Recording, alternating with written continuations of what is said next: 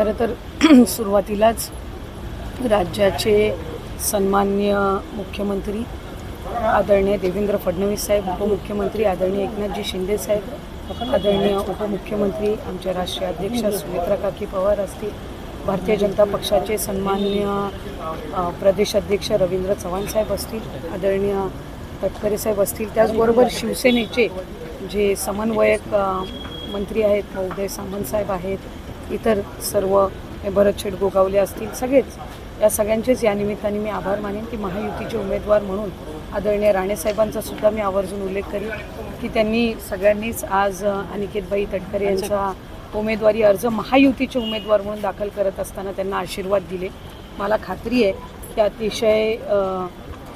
अतिशय यशस्वीरित्या ही निवडणूक प्रक्रिया पार पडेल आणि या निमित्ताने जे या निवडणुकीतले सर्व मतदार बंधू भगिनी आहेत यांनाही स्थानिक स्वराज्य संस्थेचे सर्व प्रतिनिधी असतात यांनाही यांचे आम्ही जे महायुतीचे सर्व आहेत यांचे आम्ही आभार मानतो की त्यांनी या उमेदवारीचा अर्ज दाखल करत असताना आज आम्हाला सगळ्यांनाच आणि उमेदवार म्हणून अनिकेतबाईंना आशीर्वाद आणि पाठबळ देण्यासाठी उपस्थित.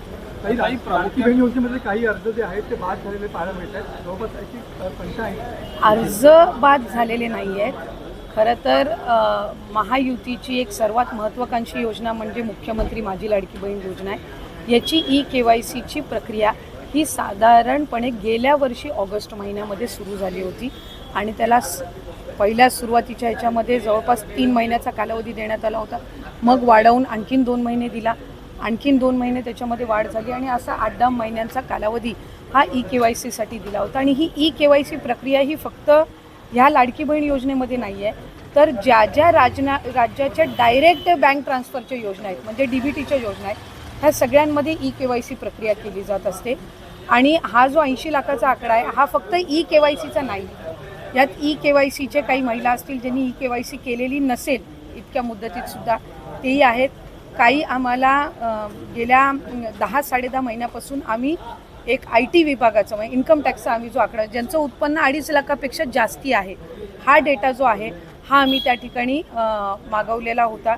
त्याला साधारणपणे 10-11 महिन्याचा कालावधी गेला तर त्या जवळपास एक 11-11.5-12 लाख हा तो डेटा याच्यामध्ये 80 लाखामध्ये समावेश आहे. याच्यात 4.5-5 लाख अशा महिला आहेत ज्या 65 वयोगटाच्या पुढे गेलेल्या आहेत, जे वयाचं निकष आहे तर त्यामध्ये असतील. त्याच्यानंतर याच्यात सरकारी कर्मचारी ज्यांनी लाभ घेतला होता ते काही हजारांमध्ये होते, 14-14.5 हजार असतील.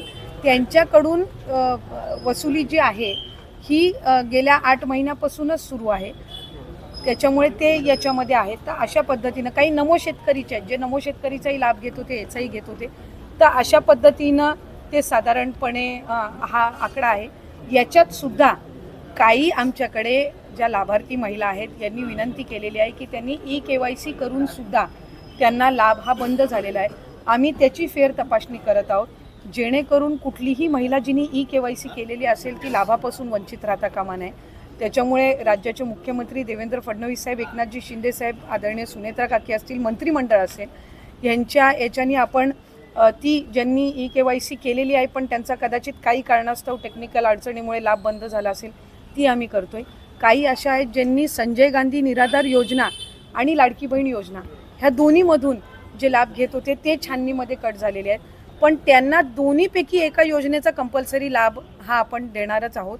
त्याच्यामुळे जे अशा बाय डिफॉल्ट दोन्हीकडे लाभ घेत होते आणि दोन्हीकडनं त्यांची नावं कट झालेली आहेत त्यांना दोन्हीपैकी एका योजनेमध्येच तरी 100% त्याचा शासकीय ह्या योजनांचा लाभ हा मिळणार आहे.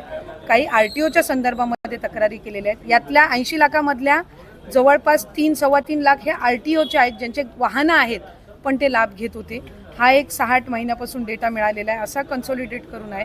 पण त्यातल्याही काही लाभार्थ्यांनी म्हटले की आमच्या नावाने म्हणजे निवेदनं आलेली आहेत की आमच्या नावाने कुठलंही वाहन नाही आहे, तर त्याची फेर तपासणी होईल.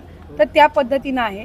आणि साधारणपणे ज्यांनी KYC चुकवलेली होती त्यांना 30 एप्रिलपर्यंतची मुदत ही देण्यात आलेली होती दुरुस्ती करण्याची. त्यामुळे असं आहे. आणि अजूनसुद्धा फेब्रुवारी-मार्च महिन्याचा लाभ हा आम्ही गेल्या आठवड्यापासून वितरित करायला सुरुवात केली आहे. त्यामुळे हा आकडा किती असेल म्हणजे वितरित केल्यानंतर हा 7-8 दिवसाच्या कालावधीमध्ये लक्षात येईल. Okay, thank you.